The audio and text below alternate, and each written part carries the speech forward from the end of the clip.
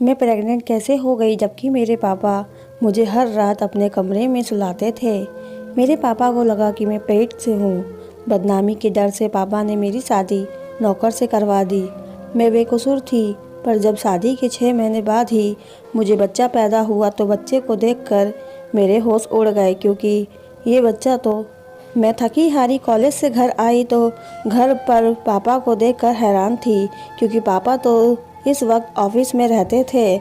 आज भरी दोपहर में घर कैसे चले आए? गर्मी और पसीने की वजह से मेरी हालत बहुत ख़राब थी। पापा ने मुझे एक गहरी नज़र देखा, जैसे कि वो मेरे अंदर कुछ झांकना चाहते हों, और मुझे देखते ही मुझे बहुत अजीब लफ्ज़ों में पूछने लगे, मानसी आज तुम्हें कॉलेज से आने में इतनी देर क्यों हो गई?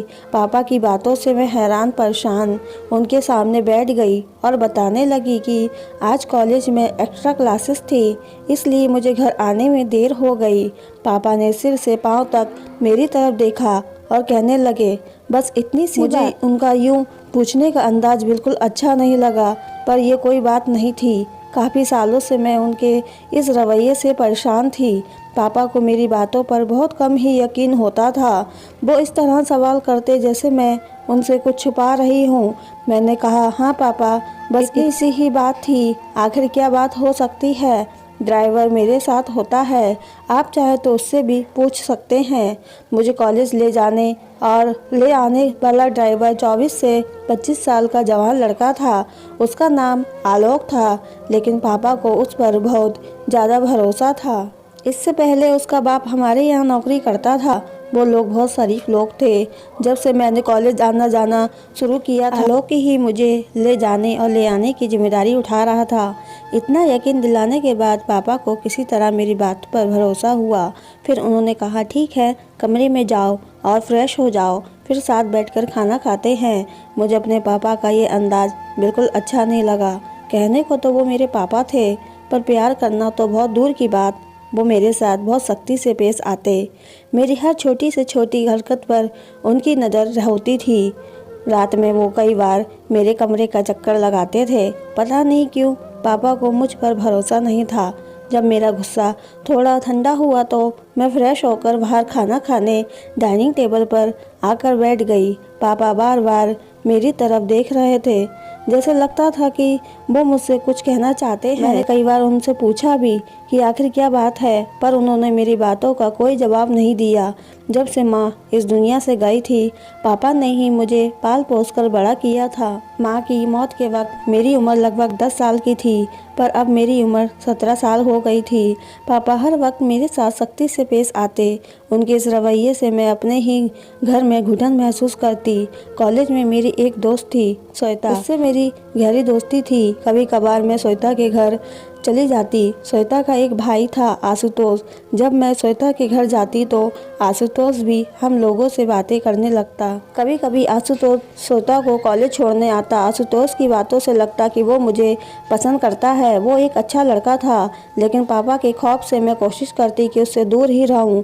लेकिन एक दिन मेरी बदकिस्मती या क्या थी, मुझे कुछ नहीं पता, मेरे पापा पीछे मेरे कॉलेज आ गए और उन्होंने आशुतोष के साथ मुझे बात करते हुए देख लिया। पापा मेरे कॉलेज क्यों आए थे ये तो मुझे नहीं पता, पर उस दिन से मेरी ज़िंदगी में क़यामत आ गई।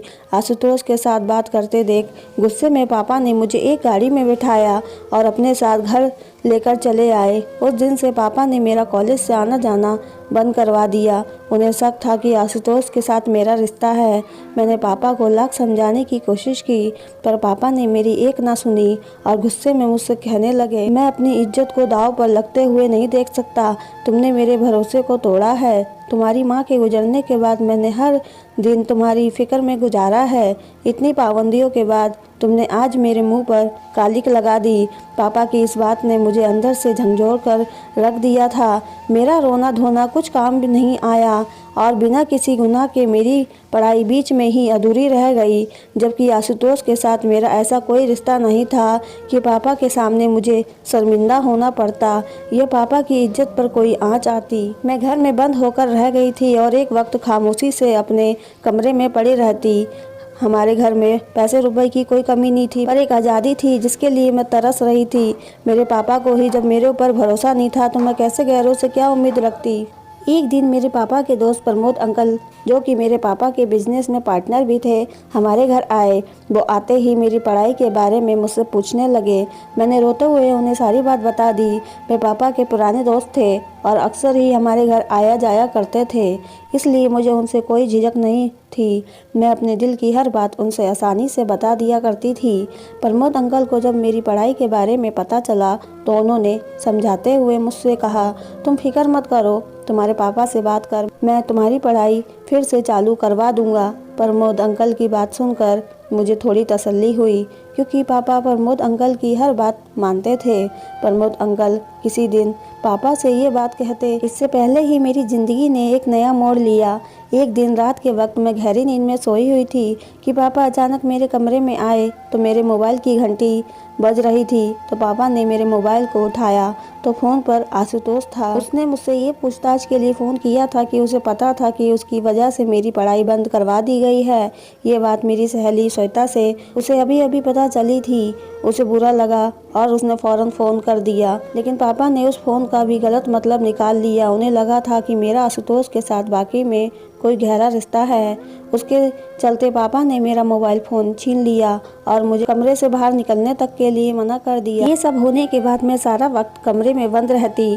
कभी कभार प्रमोद अंकल आते तो मुझसे मेरे कमरे में मिलने चले आते। वो मुझे समझाते हुए कहते, बस कुछ दिन का इंतज़ार कर लो, मैं तुम्हारे पापा को तुम्हारी पढ़ाई के लिए मना लूँगा। अभी इन सब बातों को 2 दिन ही गुजरे थे कि एक दिन पापा मेरे कमरे में आए और मुझसे कहने लगे, आज के बाद तुम मेरे कमरे में सोया करेगी। मैं जवान लड़की थी और मेरे लिए पापा के साथ सोना ये शर्म की बात थी।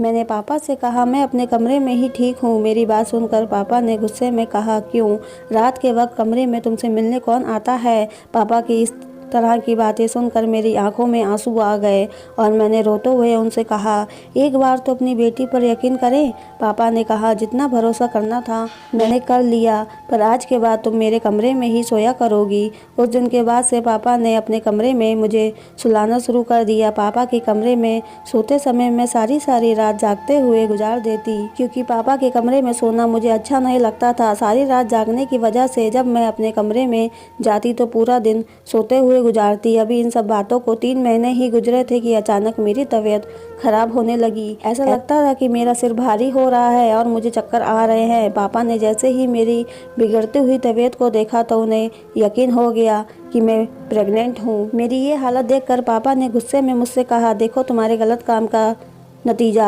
हमारे सामने आ गया। जिस बात का मुझे डर था वही हुआ। तुम उस लड़के से फ़ोन पर बातें ही नहीं करती थी, बल्कि तुमने हमारे ख़ानदान की इज्जत भी मिट्टी में मिला दी। अब हम कहीं मुंह दिखाने के काबिल नहीं बचे। पापा की ये बातें सुनकर मेरे सिर पर आसमान गिर गया।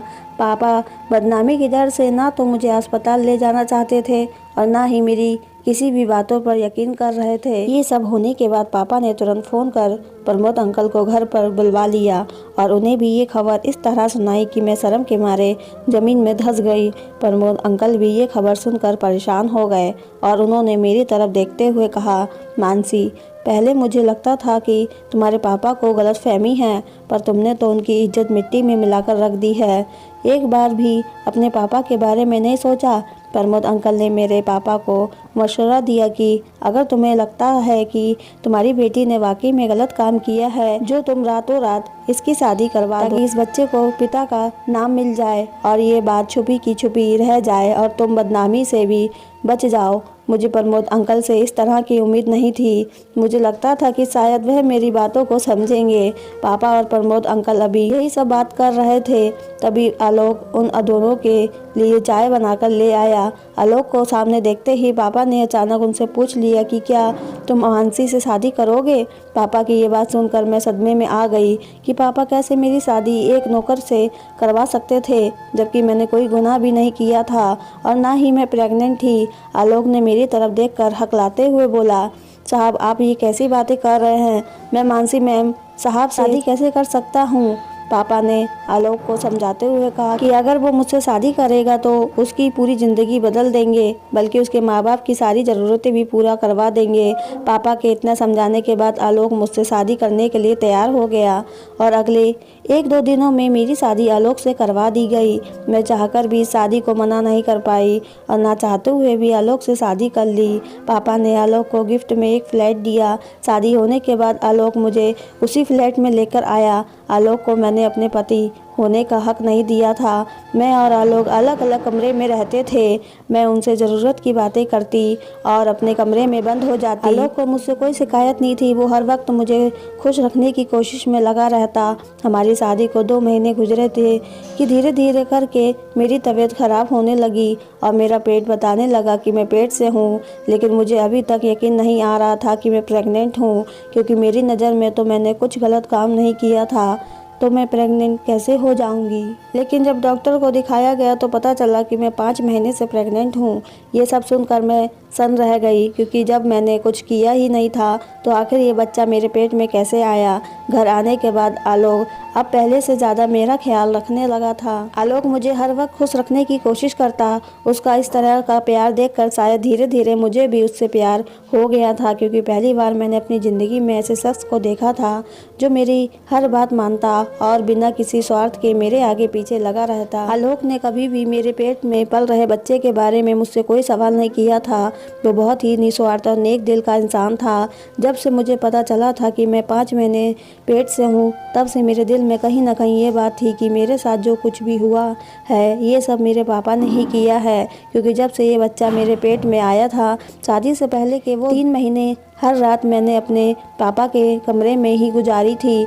मेरे दिन कुछ इस सोच विचार के साथ गुजर रहे थे कि कुछ दिन बाद मेरा 9वां महीना पूरा हुआ और मेरे पेट में दर्द होने लगा। मुझे जल्दी से हॉस्पिटल ले जाया गया। हॉस्पिटल जाने के बाद पता चला कि डिलीवरी का वक्त आ गया है। कुछ वक्त के इंतजार के बाद मैंने एक बेटे को जन्म दिया। डॉक्टर ने बच्चा दिखाने की कोशिश की तो मैंने मुंह फेर लिया। मैं उस बच्चे को देखना भी नहीं चाहती थी, जिसकी वजह से मेरी पूरी ज़िंदगी बर्बाद हो गई थी। आलोक ने जब देखा कि मैं उस बच्चे से नफरत करती हूँ तो उसने उस बच्चे को बड़े प्यार से गोद में ले लिया और वही उस बच्चे को ख्याल रखने लगा। हॉस्पिटल में छुट्टी के बाद हम घर आ गए। आलोक की दिलो जान से मेरा और मेरे बच्चे का ख्याल रख रहा था। उसका ये अंदाज देखकर मैंने बड़ी हैरत से पूछा, आलोक कैसे तुम एक नाजायज़ बच्चे को इतने प्यार से अपना सकते हो, जबकि तुम इस बात से पूरी तरह वाकिफ़ हो कि ये बच्चा तुम्हारा नहीं है।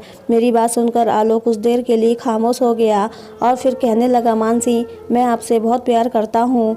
आपसे हर जुड़ी चीज़ मुझे बहुत प्यारी है। ये बच्चा आपने पैदा किया है, इससे मुझे इतना ही प्यार है जितना कि आपसे। उसके मुंह से अपने प्यार का इस तरह का इजहार सुनकर मैं दंग रह गई। बच्चे को पैदा हुए महीना होने वाला था, लेकिन अब तक मैंने बच्चे को गोद में नहीं उठाया था। आलोक ही बच्चे का दिन रात ख्याल रखता। मैं अपने कमरे में बंद होकर अपनी बदनसीबी पर आंसू बहाती रहती थी। मैं उस बच्चे को हरगिज़ अपनाना नहीं चाहती थी। एक दिन मैं अपने कमरे में बैठी हुई रो रही थी कि आलोक मेरे पास आया और मुझसे कहने लगा, मानसी जी मुझसे आपका ये दुख देखा नहीं जा रहा, क्या आपको जानना है कि ये बच्चा किसका है। उसके मुँह से ये बात सुनकर मैंने हैरत भरे अंदाज में कहा, हाँ मुझे जानना है, मुझे जल्दी बताओ। आलोक ने कहा, मैं आपको सब कुछ बताऊंगा, पर इसके लिए आपको मुझसे एक वादा करना होगा। मैंने कहा, क्या। यही कि ये सच्चाई जानने के बाद आप इस बात को अपने दिल में दफन कर लेंगी और किसी को नहीं बताएंगी, क्योंकि ये बात किसी को भी पता चली कि ये बच्चा किसका है तो हमारे बच्चे के भविष्य पर बहुत बुरा असर पड़ेगा और इसमें इस मासूम का क्या कसूर। मुझे किसी भी हालत में सच्चाई जाननी थी, इसलिए मैंने आलोक से वादा किया, ठीक है जैसा तुम कहते हो मैं वैसा ही करूंगी। पर आलोक के मुंह से सच्चाई जानने के बाद मेरे पैरों तले से ज़मीन खिसक गई, क्योंकि इस बच्चे का बाप तो वो इंसान था जिस पर मैं खुद से भी ज़्यादा भरोसा करती थी। मेरे बच्चे के पिता प्रमोद अंकल थे और प्रमोद अंकल ने ये सब मेरे साथ मेरे पापा की प्रॉपर्टी हड़पने के लिए किया था। प्रमोद अंकल शुरू से पापा को मेरे प्रति भड़काते थे, इसलिए मेरे पापा मेरे ऊपर भरोसा नहीं करते थे। आलोक ने बताया कि एक दिन प्रमोद घर पर आया तो आलोक के सिवा घर पर कोई नहीं था। शायद उस दिन मेरे सिर में बहुत तेज दर्द हो रहा था और मैंने आलोक चाय बनाने को कहा था। तभी अचानक प्रमोद आया और आलोक को किचन में चाय बनाता हुआ देख आलोक से पूछने लगा, किसके लिए चाय बना रहे हो। जब उसे पता चला कि आलोक मेरे लिए चाय बना रहा है तो उसने किसी बहाने से आलोक को जरूरी काम के लिए बाहर भेज दिया और बोला, तुम जाओ मानसी को चाहे मैं दे दूंगा। आलोक ने जब ये बात मुझे बताई तो मुझे याद आया कि एक दिन प्रमोद अंकल ही मेरे लिए चाय लेकर आए थे। मुझे क्या पता था कि पिता समान होने के बावजूद वो मेरे साथ ऐसा करेगा। मैंने बेझिझक उसके हाथ से चाय लेकर पी ली थी और चाय पीते ही मुझे नींद आ गई थी। नींद नहीं बल्कि मैं बेहोश हो गई थी। आलोक ने बताया कि उसे पता नहीं क्यों कुछ अनहोनी होने का आदेशा हो गया था, इसलिए काम निपटा कर घर जल्दी आया और जब तक मैं आया तब तक प्रमोद काम कर चुका था और आपके कमरे से निकलते हुए अपने शर्ट की बटन बंद करता हुआ अपने घर चला गया।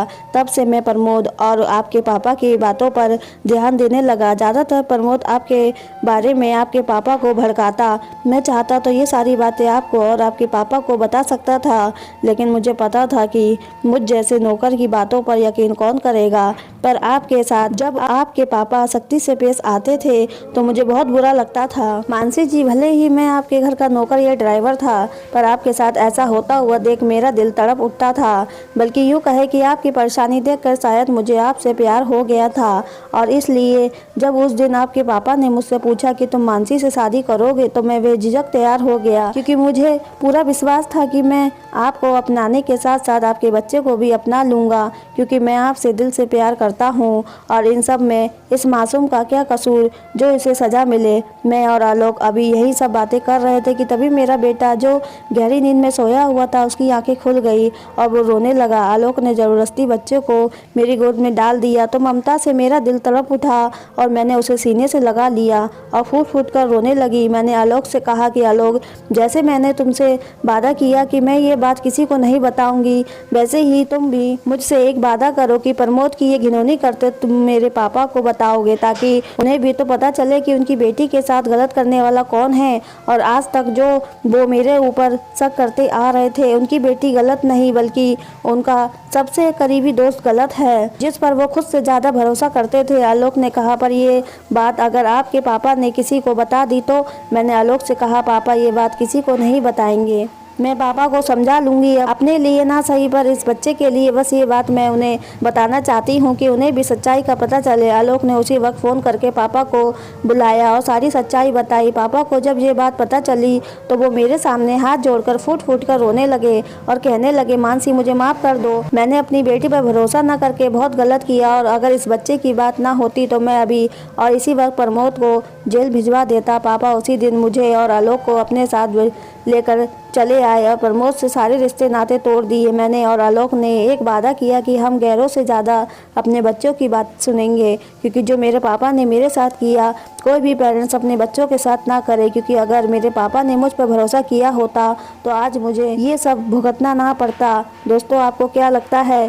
क्या मानसी उनके पापा और आलोक ने ये सही किया जो उस पापी को सज़ा के बिना ही छोड़ दिया, जिसने बहुत बड़ा पाप किया था, जो उसने अपने दोस्त की बेटी के साथ किया था, जो उसकी बेटी की उम्र की थी, या फिर उसको सज़ा ज़रूर मिलनी चाहिए थी? और दूसरा, मानसी के पापा के बारे में आपकी क्या राय है, हमें कमेंट करके ज़रूर बताएं। दोस्तों, कहानी पसंद आए तो चैनल को सब्सक्राइब करें, वीडियो को लाइक करें। पूरी कहानी सुनने के लिए आपका बहुत बहुत धन्यवाद।